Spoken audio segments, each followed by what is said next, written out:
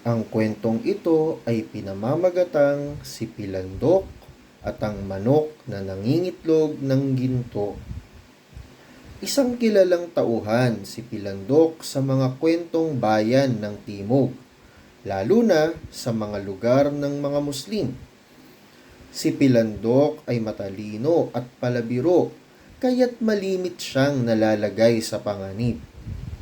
Ngunit ang kanyang katalinuhan din ang sumasagip sa kaniya. Si Pilandok at ang manok na nangingitlog ng ginto. Sakim at malupit si Datu Usman. Inaangkin niya ang lahat ng maibigan. Inaangkin niya kahit ang ari-arian ng mga kawawa niyang sakop. Mabagsik siyang magparusa sa sino mang tumutol at ayaw sumunod. At nanaginip si Datu Usman ng isang malakit gintong sari manok. "Gusto ko ng gintong sari manok," sabi ng datu pagkagising. "Gusto kong magpagawa ng pinakamalaki at pinakamagandang gintong sari manok." Noon din, inutusan niya ang mga kawal. "Kunin ang lahat ng ginto sa buong bayan."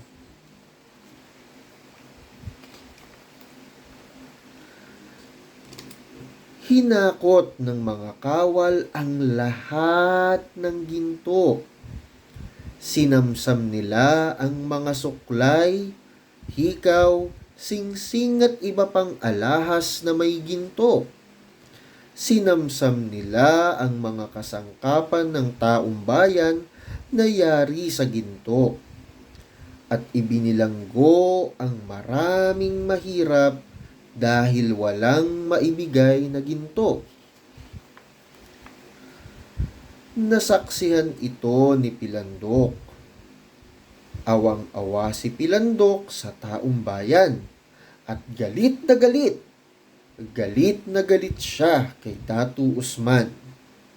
Nag-isip siya ng paraan para matulungan ang taong bayan laban sa kalupitan ni Datu Usman.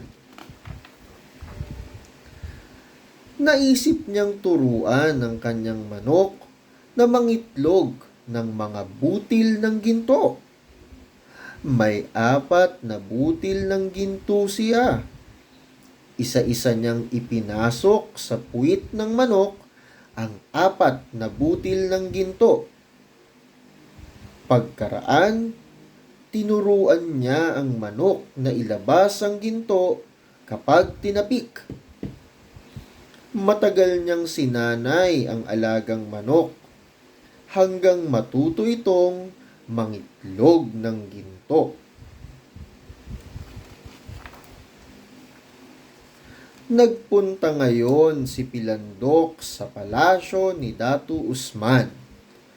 Inabutan niyang nakahiga sa ginto ang sakim at malupit na datu. "Sino ka?" Mabagsik na sigaw ng datu. "Kawal! Palayasin ng pulubing ito!"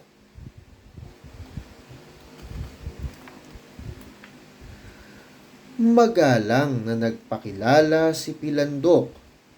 "Mahal na datu," sabi ni Pilandok, "dala ko ang alaga kong manok na magbibigay sa inyo ng maraming ginto." Pinagtawanan ng datu si Pilandok. "Baliw ka ba? Paano ko magkakaginto sa alaga mong payat na manok?" Ngunit, tinapik ni Pilandok ang manok at lumabas ang isang butil ng ginto.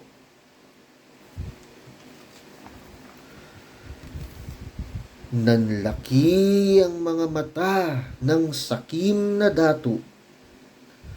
Lumapit siya kay Pilandok at siya ang tumapik sa manok. Lumabas uli ang isang butil ng ginto. Magkano? Magkano ang manok mo? Sabik na tanong ng dato. Ibibigay ko po ito sa inyo. Magalang na sagot ni Pilandok. Pero palayain po ninyo ang mga bilanggo at isauli na ninyo ang mga gintong sinamsam ng mga kawal sa taong bayan. Nag-isip ng mabuti ang dato at tinapik uli ang manok ni Pilandok. Lumabas ang ikatlong butil ng ginto. Umiral ang kasakiman ng dato at pumayag sa mga hiling ni Pilandok.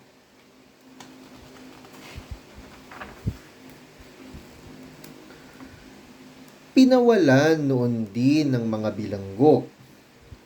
Iniutos din ng dato na ibalik sa taong bayan ang kanilang mga ginto.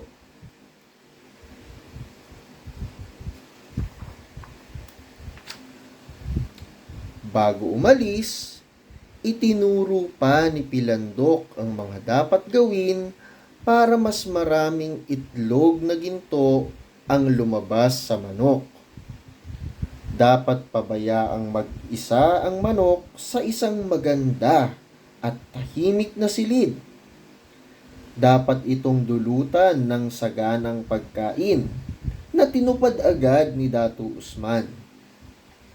Tinapik pa uli ng dato ang manok bago ito pakawalan sa inihandang silid at lumabas ang ikaapat na butil ng ginto.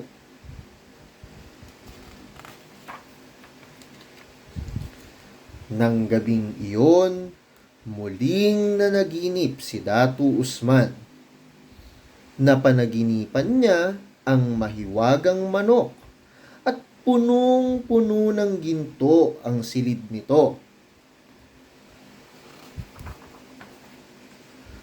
Kaya, maagang gumising si Dato Usman at agad pinuntahan ng silid ng mahiwagang manok.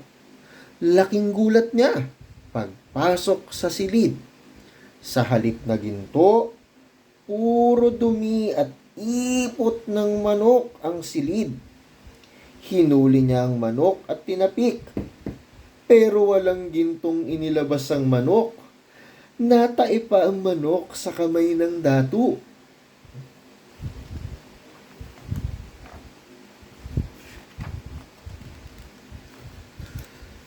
Dakpin niyo yun din si Pilandok! Utos ni Dato Usman sa mga kawal. Ngunit, saan makikita si Pilandok?